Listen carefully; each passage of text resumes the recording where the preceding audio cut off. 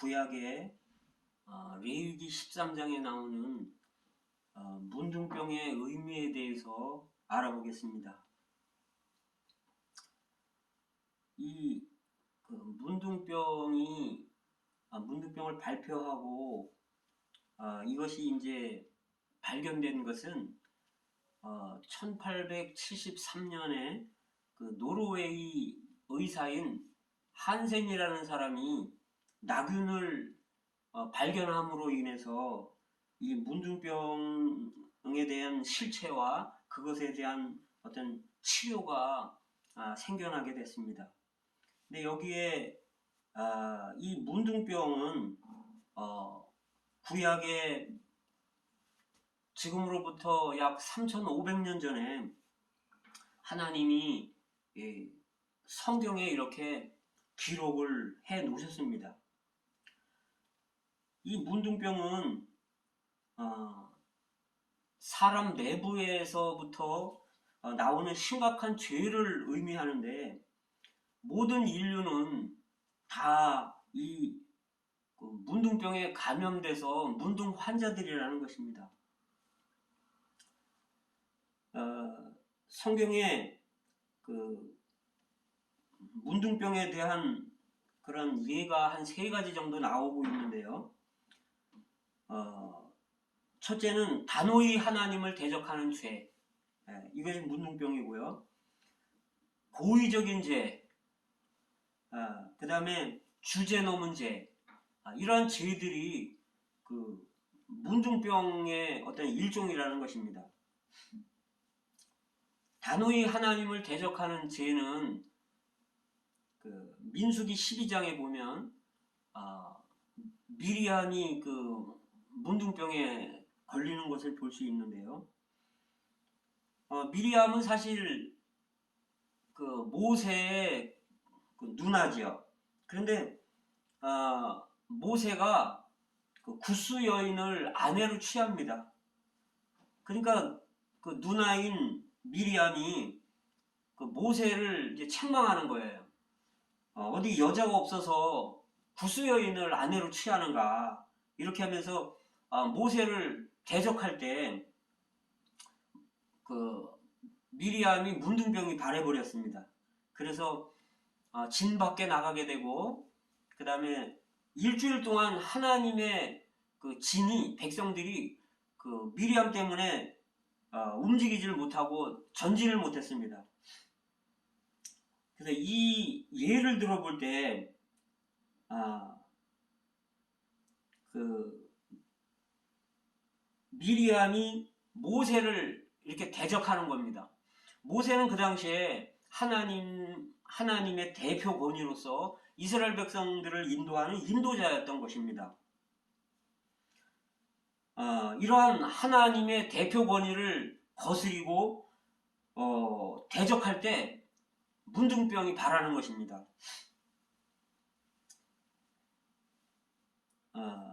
그 다음에 이제 그 고의적인 죄가 있는데, 요건 이제 열왕기 하 5장에 나오는 말씀입니다. 아람이라는 나라에 나아만이란 그 장군이 있었죠. 근데 이 장군이 그 나병 환자야, 문둥 환자였어요. 근데 이제 이스라엘에 어떤 선지자가 있어서 거기 가면 그 문둥병이 나을 수 있다는 이야기를 듣고 이제 이스라엘로 오게 됩니다. 그때 이제 그 엘리사에게 오는데요. 그 엘리사가 이 나아만 장군에게 말하기를 요단강에 가서 7번 그 씻으라, 그러면 나을 것이다. 그러니까 이 나아만이 이제 화가 났어요. 아니, 아람에는 어디 강이 없어갖고 내가 여기까지 왔는 줄 아는가.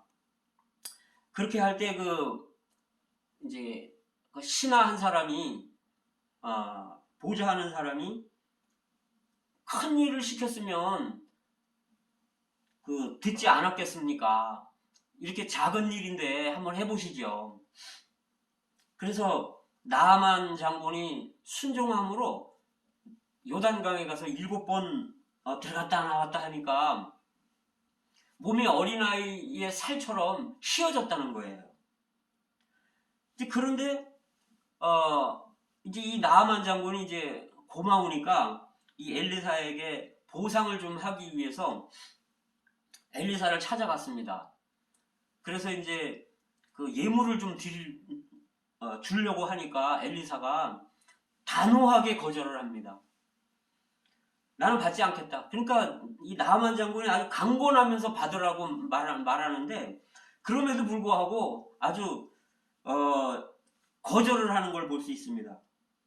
그러니까 그 사환인 게하시가 그 모습을 보면서 너무 그 물질이 아까운 거예요. 그래서 이제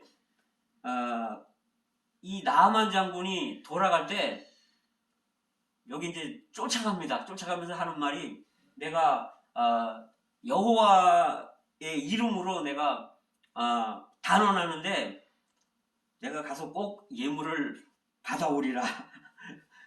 그래서 이제 이 게하시가 이제 쫓아갑니다.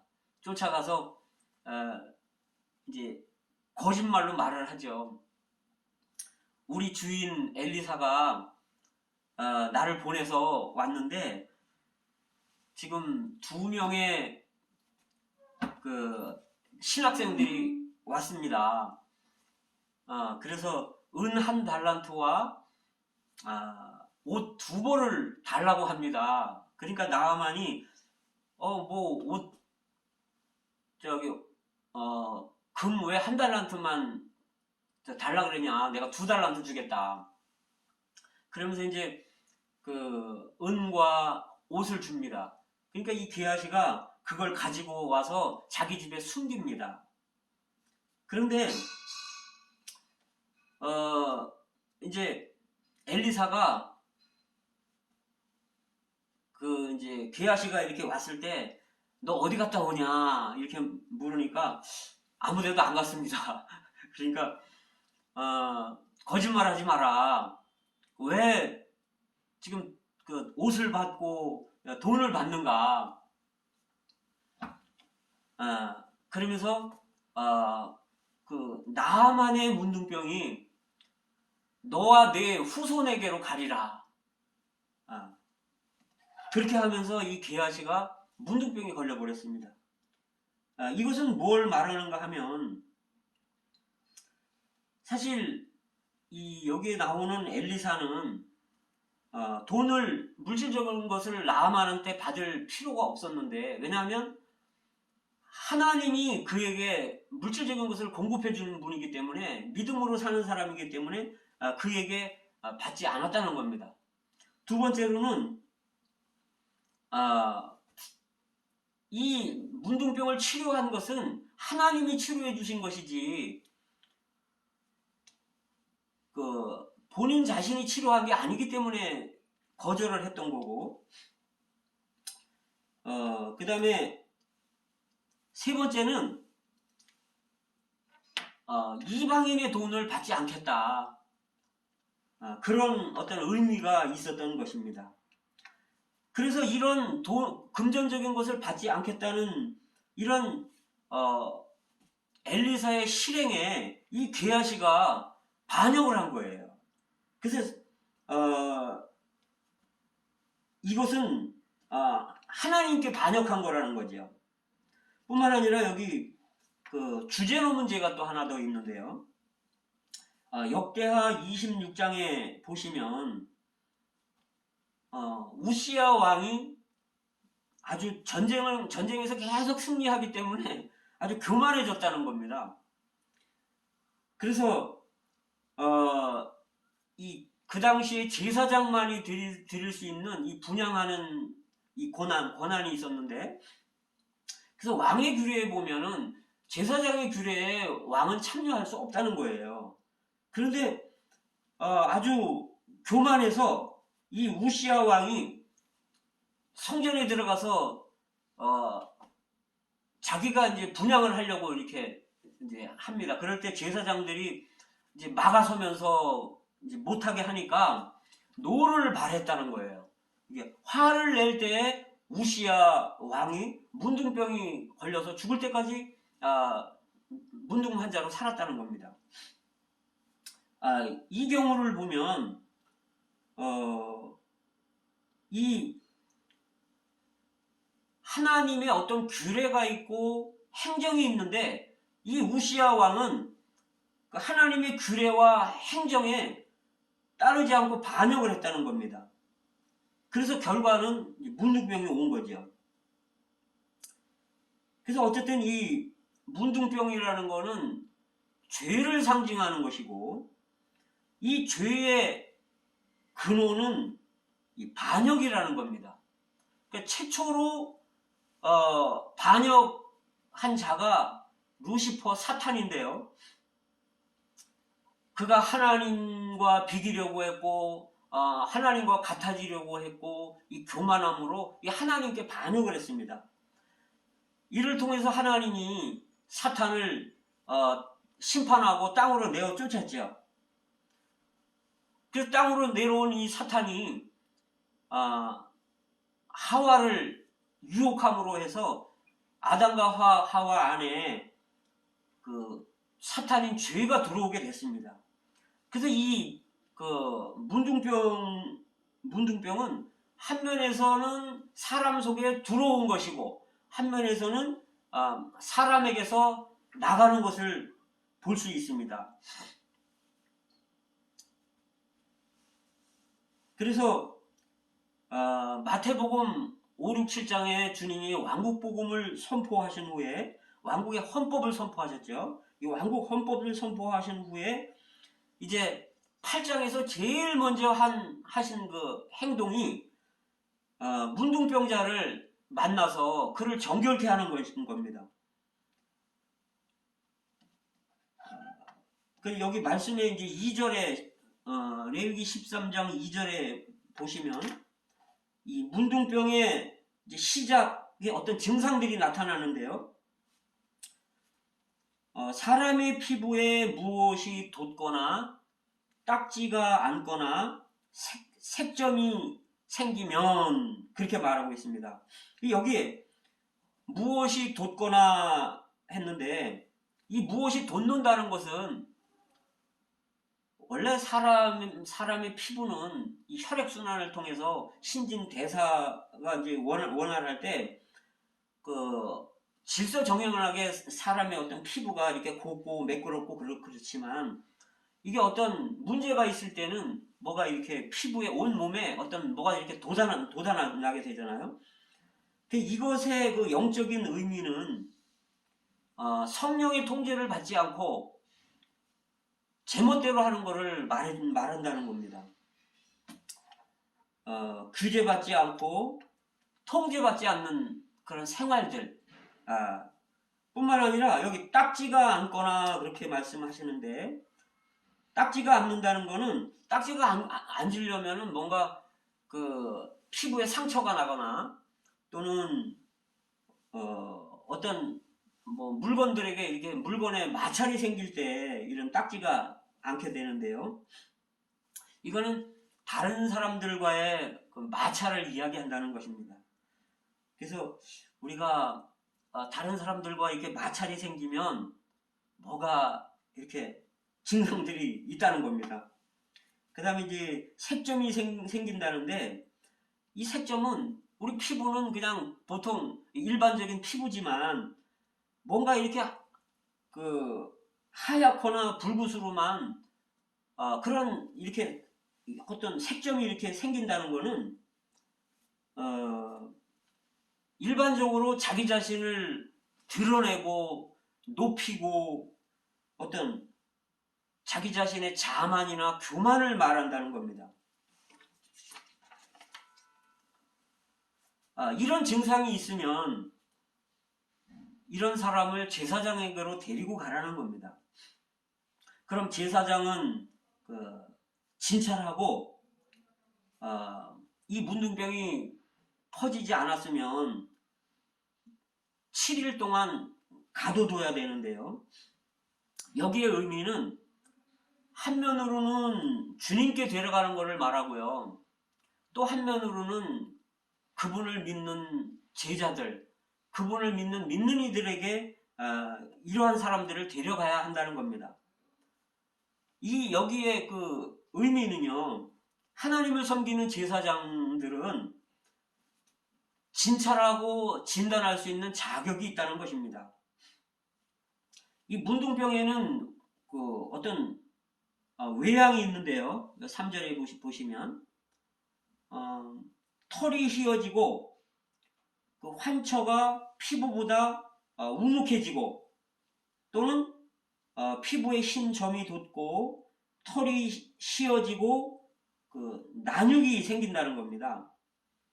그래서 여기 보면 털이 휘어진다는 거는 이스라엘 백성들은 그 원래 털이 검은색인데 털이 휘어진다는 거는 우리의 행동에 있어서 정상적인 생활을 할 수 있는 힘이 저하되는 것을 말해주는 것입니다. 뿐만 아니라 여기 이제 그 피부보다 이 환처가 우묵해진다는 것은 이 죄가 가려진다는 겁니다. 이게 죄가 인정되지 않고 자복되지 않고 시인되지 않고 죄가 감춰진다는 거예요. 여기 또 흰 점이 돋고 털이 휘어지고 난육이 생겼으면 이는 그 피부에 오랜 문둥병이라는 거죠. 여기 10절에 보시게 되면. 근데 여기 난육이라는 거는 이제 피부가 문드러지는 거를 말하는 겁니다. 이게 문둥병이 이제 진행되는 거죠. 그런데 이러면 이제 그 문둥병입니다. 그런데 이제 어떤 사람은 보니까 문둥병이 다 온 전신에 퍼져서 머리부터 발끝까지 다 휘어졌다는 거예요. 이게 이제 12절부터 13절까지의 말씀인데요. 이런 사람은 제사장이 진찰해서 이런 사람은 다 나았다라고 이렇게 진단을 해야 된다는 거죠. 근데 여기 좀 뭔가 이상하잖아요. 문둥병이 완전히 다 퍼졌으면 문둥병자지. 어떻게 다 퍼진 사람이 이 문둥병에서 나았다고 말하는가. 그래서 많은 성경학자들이나 성경교사들이 이 내용이 성경을 이제 번역하는 부분에 있어서 오류가 있었다라고 말하는 사람도 있고, 또 어떤 학자들은 이게 성경에 오류가 있다, 또 이렇게 말하는 학자도 있습니다. 그러나 성경은 간단하지 않습니다. 이것은 오류가 아니라 이 예는요, 누가복음 18장에 나와 있습니다. 두 사람이 성전에 기도하러 올라간다는 거예요. 한 사람은 바리새인이고 한 사람은 세리였습니다. 근데 이 바리새인은 기도하기를 나는 저 세리와 같지 않고 나는 토색도 하지 않고 불의도 하지 않고 나는 간음도 하지 않고 일주일에 2번 금식하고 나는 11조도 냅니다. 나는 저 세리와 같지 않음을 인하여 감사합니다. 이렇게 기도하고요. 한 세리는 멀리 서서 하늘을 우러러보지도 못하고 다만 가슴을 치면서 주여 나를 불쌍히 여기소서. 나는 죄인입니다. 내 죄를 용서해 주십시오. 그러면서 가슴을 치면서 이렇게 회개한다는 거예요. 이럴 때 주님이 이 예를 들으시면서 누가 의롭게 함을 받고 내려갔느냐. 고개를 들지도 못하고 이렇게 회개한 사람, 이 세리가 의롭다함을 받았다. 이렇게 말씀하고 계십니다. 그래서 우리가 자기 자신의 죄를 시인하고 인정할 때 주님 앞에 자백할 때 주님은 이 죄인인 문둥 환자를 깨끗이 나았다고 이렇게 말씀하는 것입니다. 그런데 이렇게 깨끗이 나았다 하더라도 아무 때든지 난육이 다시 발생하면 다시 문둥병이 생긴다는 거예요. 14절, 15절에 보시게 되면 이거는 언제든지 우리의 옛죄가 다시 돌아올 수 있다는 의미인 것입니다. 그러면 다시 문둥 환자가 되는 거예요. 그 다음에 종기가 있다가 나은 부분에 거기에 다시 흰점이 돋거나 불그스름한 색점이 생길 수 있다는 거죠. 이것은 뭐냐면 구원받기 전에 그런 외적인 그런 어떠함들이 있었지만 구원받은 후에 이러한 외적인 생활들이 다시 돌아온다는 것을 의미하는 것입니다. 그 다음에 이제 24절, 25절에 보시게 되면 피부를 불에 대었는데 그 된 곳에 불구스름하고 시거나 순전히 흰 색점이 생기면 문둥병이라는 거죠. 피부를 불에 대었었다는 거예요. 불에 대었는데 이 불에 대은 곳에 문둥병이 또 발한다는 거죠. 이거는 어떤 의미가 있냐면 신명기 19장에 보게 되면 어떤 사람이 도끼로 나무를 하다가 도끼자루가 빠져가지고 옆에 있던 사람이 맞아서 죽게 됐어요. 이건 고의가 없는 거죠. 고의성이 없는 거죠. 그러면 이 사람은 도피성으로다가 가서 제사장이 죽을 때까지 거기 머물러 있을 수 있습니다. 고의성이 없기 때문에 보호받을 수 있었죠. 근데 그 죽은 사람의 친척들이 마음이 뜨거워서, 그런 구절이 있어요. 마음이 뜨거워서 이 사람을 쫓아가서 죽인다는 거예요. 이것의 의미가 그 불에 대인 그 상처에 문둥병이 생긴다는 겁니다. 그래서 이게 첫째는 그 성질을 제어하지 못하는 거예요. 그래서 이제 성질을 이기지 못하고 행동하는 것들, 이런 것들이 불에 대인 상처에서 나오는 문둥병이라는 거죠. 두 번째, 스스로 의롭다 하는 게 있는데요. 자신의 실패나 잘못들을 인정하지 않는 겁니다. 계속 변명을 하는 거죠. 뿐만 아니라 세 번째는 사람을 용서하려고 하지 않는 것들, 그런 어떤 고집이나 아집들, 이러한 우리 마음속에 있는 어떤 뜨거움들, 이런 것들이 그 불에 대인 곳에 문둥병이라는 것입니다. 다음 2부에서는 또 계속적으로 이 문둥병이 사람의 어느 부분에 또 이렇게 침투하는지를 보겠습니다. 오늘 영상은 여기서 마치겠습니다.